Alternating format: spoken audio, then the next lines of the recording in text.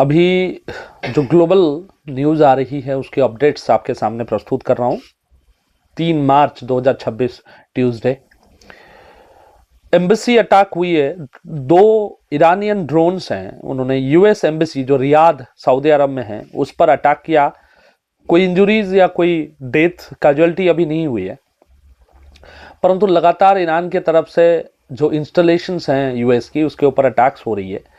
Iran ने officially straight of Hormuz को close करने का ऑर्डर कर दिया है। ये जो स्ट्रेट ऑफ हॉर्मोज है वो एक वाइटल ऑयल ट्रांजिट रूट है जहां से बहुत सारे तेल की वैसल्स क्रॉस करके जाता है मिडिल ईस्ट से। उसको ईरान ने अपने ओर से बंद कर दिया है। वहां से जो गुजरेगा उसके ऊपर बमबारी होगा, ऐसा ईरानियन जो डिसेंट्रलाइज मिलिट्री है अभी ऑर्डर किया है। एक्चुअली ईरान में अयतुल्ला खमेनी के डेथ के बाद सारे जो हिस्से हैं, जो रिवोल्यूशनरी गार्ड कहते हैं इनकी आर्मी को, तो रिवोल्यूशनरी गार्ड को डिसेंट्रलाइज कर दिया गया है। कोई उसकी चीफ नहीं है इस समय। अलग अलग यूनिट्स अलग अलग तरीके से ऑपरेट करेंगे। यूएस मिलिट्री कंफर्म किया है 6 अमेरिकन सोल्जर्स की डेथ हुई है। इस ऑपरेशन को ऑपरेशन एपिक फ्यूरी बोल रहे हैं। इजराइल और यूएस दोनों मिलकर ईरान के ऊपर जो आक्रमण किया है उसको ऑपरेशन एपिक फ्यूरी कह रहे हैं। यूएस की रिस्पॉन्स, डोनाल्ड ट्रंप ने अपनी कल प्रेस स्टेटमेंट में कहा है ये 4 से 5 हफ्ता लगेगा हमें ईरान में रेजिम चेंज करने के लिए। इवैक्यूएशन की ऑर्डर भी आ चुकी है। यूएस ने डिपार्ट नाउ, एक डिप्लोमेटिक वार्निंग होती है सारे सिटीजन्स को, मिडिल ईस्ट में रहने वाले सभी सिटीजन, 1 मिलियन के आसपास सिटीजन रहते हैं यूएस की यहाँ पे, तो उनको बोल दिया है कि किसी भी तरीके से आप आ सकते हो, क्योंकि अब गवर्नमेंट आपको हेल्प नहीं कर सकता है, जंग छिड़ चुकी है। Please leave your place as soon as possible, और जिस तरीके से आप आ सकते हो आ जाओ। ये जियो पॉलिटिक्स में जो मूवमेंट्स चल रही है, अयतुल्ला खमेनी के डेथ के ऊपर आज एफटी ने एक बहुत बढ़िया आर्टिकल लिखा है, किस तरीके से खमेनी को ट्रैक डाउन किया गया। एक्चुअली सारे मोसाद ने जितने सिक्योरिटी कैमराज ईरान के स्ट्रीट पे है उन सबको हैक कर लिया था। तो जो खमेनी को प्रोटेक्ट करने के लिए जो सिक्योरिटी डिटेल है वो किस समय आता है किस समय जाता है, उससे उन्होंने अंदाजा लगाया कि खमेनी कहाँ रहते हैं।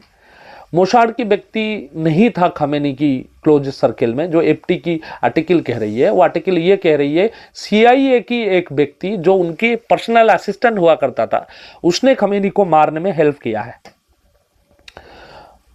इस तरीके की अलग अलग खबरें आ रही हैं। कल ऐसा खबर आया, शाम को एक ऐसी खबर आ रही थी कि इजराइल की जो प्राइम मिनिस्टर जहां पर रहते हैं उस पर भी ड्रोन अटैक करने की ईरान कोशिश कर रही है, परंतु ये अब लॉन्ग शॉट है ईरान के लिए। देखो, ईरान कितनी भी ब्रेवली इस जंग को लड़ ले, उनके पास वो एबिलिटी और मिलिट्री पावर नहीं है जिससे वो इस जंग को जीतने की भी करीब जा सकते हैं।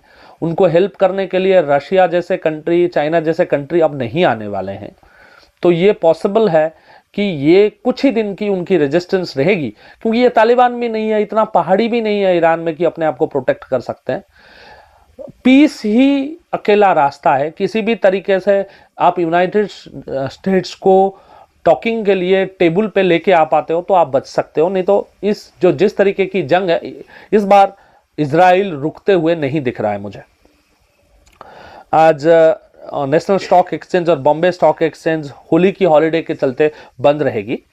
प्रधानमंत्री नरेंद्र मोदी और कनाडा की प्राइम मिनिस्टर मार्क कैनी ने यूरानियम सप्लाई डील के ऊपर कल डिस्कशन किया है और आसपास $1.9 मिलियन की डील साइन होने वाली है।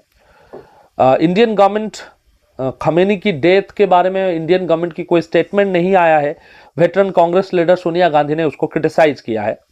अबू धाबी और दुबई में जो इंडिया के लोग फंसे हुए हैं वो बहुत ही ज़्यादा अभी चिंता की विषय है। मैं इसको कोई बहुत ज़्यादा चिंता की विषय नहीं मानता। ये आपकी चॉइस था वहाँ जाकर रहना। अब अपनी ही कंट्री के ऊपर इस तरीके की प्रेशर करने से कुछ नहीं होगा। जंग जब चल रही है, हमारी गवर्नमेंट कोई किसी को रिकवर करके ला पाएगा इस तरीके की संभावना भी नहीं है, और प्रयास भी नहीं करना चाहिए क्योंकि 4-5 हफ्ते की जंग मोटा मोटा वो है। 4-5 हफ्ते के बाद आप अपना घर लौट आना। ये नहीं है कि प्रधानमंत्री मोदी बोले जंग रोके और आपको आने दे। ये कोई यूक्रेन नहीं है, ये कोई हमास इजराइल की बॉर्डर नहीं है, ये एक नॉर्मल स्थान है। ये आपकी चॉइस से आप गए हो, इतने पैसे देके गए हो तो थोड़े दिन और सस्टेन करो वहां पे। प्रेसिडेंट द्रौपदी मुर्मू ने कल पिंक सहेली कार्ड स्कीम लॉन्च किया, जो फ्री बस travel for women and transgender people in Delhi ये रहेगा।